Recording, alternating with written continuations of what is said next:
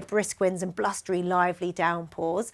Otherwise, well, the sunshine is short supply, but a mild theme. Highs of 15 or 16 degrees. Heinz Tomato Ketchup sponsors ITV National Weather.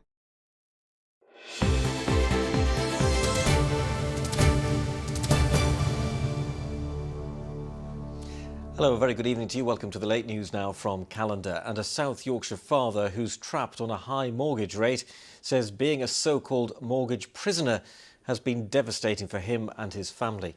David Poynton from Thurnscoe is one of an estimated 200,000 people forced to pay over the odds in repayments due to changes made after the financial crash of 2008. Martin Fisher has the story. For David Poynton, the last 15 years have been a constant source of financial concern.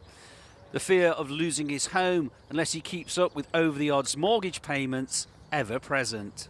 And my wife, bless her, she really suffered from it and ended up with depression for quite a number of years. And we separated a few years ago, and she lost her fight with depression last year. And it's, you know, part of it, I believe, is all down to not being able to move houses and things like that at the time. How old was she? My wife, when she passed away, for 45. David's troubles started with the collapse of the Northern Rock Bank, where he had his mortgage. The mortgage was then transferred and sold off as financial markets went into meltdown and crashed around the globe. After that crash, the rules for lending money for mortgages changed, meaning for David, he couldn't switch to a lower rate mortgage, effectively making him a mortgage prisoner. That left David on a high interest rate, and he's been on it ever since, currently paying around £300 a month more than if he could switch mortgages. And again, there's nothing I can do about it because they're an hedge fund who don't offer products or anything to existing customers. They tell us they can't change any interest rates and, you know, to make it easier for us, but they will continually put the interest rates up as the government put the base rate up. Now a challenge is being made at the High Court to push for an end to the unfair rates and compensate mortgage prisoners for what they've been through. We've had a few clients talk to us where they've said that their young children, you know, people in their 30s trying to get on the ladder themselves, they're actually having to buy their parents out of these mortgages as it's the only way for them to escape. And the consequences are lifelong and devastating and very, very upsetting. But a government spokesperson said, ultimately, the pricing and availability of mortgages is a commercial decision for lenders in which the government does not intervene. As such, we cannot force lenders to lend to borrowers that sit outside of their risk appetite. So for David and other mortgage prisoners like him, the wait to escape crippling interest rates goes on. Martin Fisher, ITV News in Thurnscoe.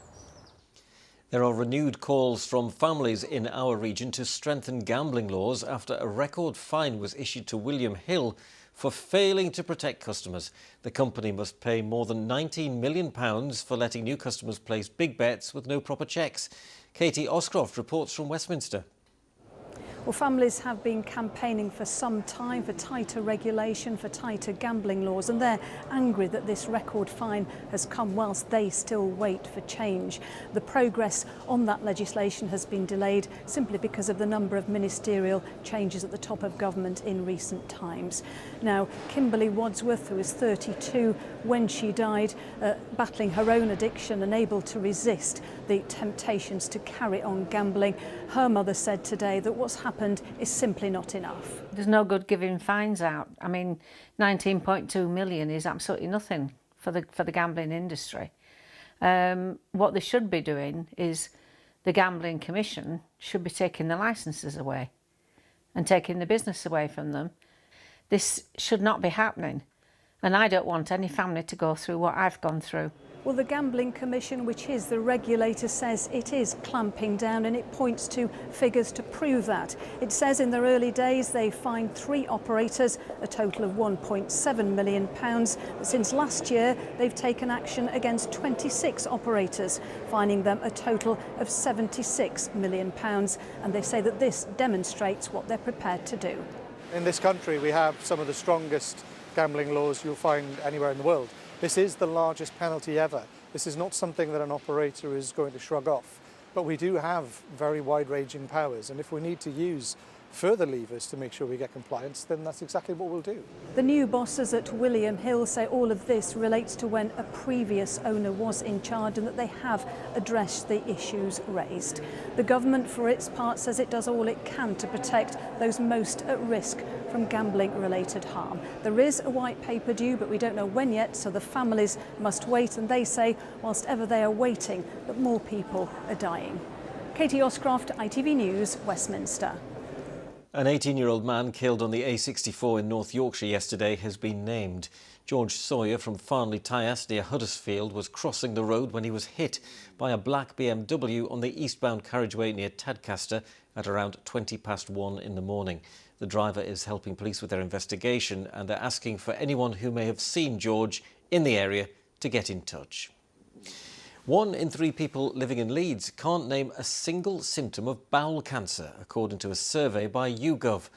The disease is one of the UK's biggest cancer killers, but is curable if it's detected early enough. Well, Michael Billington has been speaking to 2 people from West Yorkshire whose lives have been touched by bowel cancer. It was just sad to see somebody full of life, vibrant, optimistic, positive, to just be affected by such an awful disease. Kamal lost her mother in 2015. For up to a year, Tarsem Mawaha had dismissed her symptoms before she was finally diagnosed with stage 2 bowel cancer. My mum started complaining of stomach pain, but she just put it down to taking shopping out of the car. However, as the months progressed, she had rapid weight loss, which then instilled her to go to the GP. So as a family, we just knew something wasn't right because my mum had lost a lot of weight in such a short amount of time. Despite chemo and radiotherapy, the mother from Leeds died surrounded by family. Mum was amazing. She was my best friend. She was a brilliant woman, and she's sadly missed. We still haven't filled that hole, and I don't think we ever will. Now there are claims of a link between where people live and woeful levels of awareness of the symptoms. A study has shown as many as a third of people in Leeds can't name a single symptom of bowel cancer. That's quite concerning because some of those symptoms are quite obvious, like bleeding from your bottom and blood in your poo. And so we really need to get that awareness up, because if bowel cancer is diagnosed at the earliest stages, pretty much everyone will survive. As soon as you heard the word cancer, you think death. A lot of people do. I thought, that's it. Kyron Hutchinson from Tingley was a seemingly fit and healthy 31-year-old when he was diagnosed. He'd noticed symptoms 2 years before seeking help. I cry. Literally, I'm a man who will say that. I literally cry thinking, why didn't I do it sooner? If I'd have got this done in 2018 when I first seen the symptoms, I wouldn't be in this mess. He's since had 18 operations and a second diagnosis of rectal cancer. He's been clear for the last 16 months and is determined never to ignore the signs again. If it came back now, it won't get me again. I'm 100% certain that I would beat it again, because I've got a son that I want to see get married. I want to see grandkids. I want to outlive my own parents, if you know what I mean. I don't want my parents to bury the son. Kamal and Kyron both acknowledge how hard it is to talk, but know that one uncomfortable conversation could well save a life. Michael Billington, ITV News in Leeds. Football now, and just one result to bring you tonight. Barnsley's promotion push has been dealt a blow after they ended their 12-match unbeaten run in League One. They lost 3-1 away to Exeter City. And Huddersfield Town have confirmed that the American businessman Kevin M. Nagel is the new prospective owner of the club. The investor currently owns Sacramento Republic Football Club in the US. He says he's beyond pleased to have entered an agreement to buy Huddersfield Town and has thanked Chairman Dean Hoyle for all of his support. That's the news. Let's get the weather now. Let's join Kerry. It's looking like a chilly one. TUI sponsors ITV Yorkshire Weather.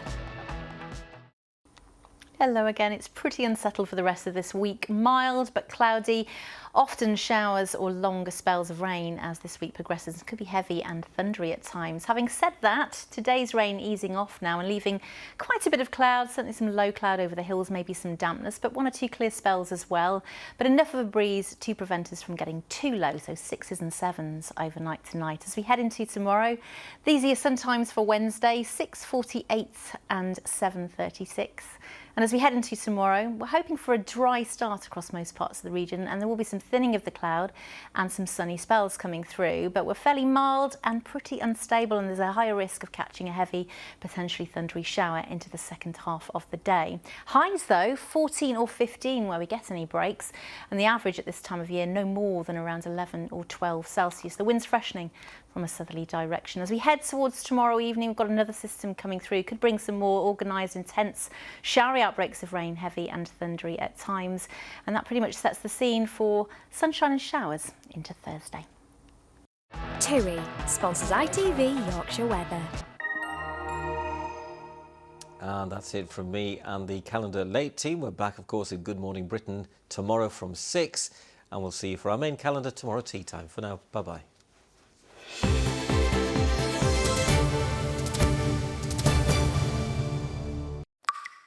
I'm Siobhan. I've just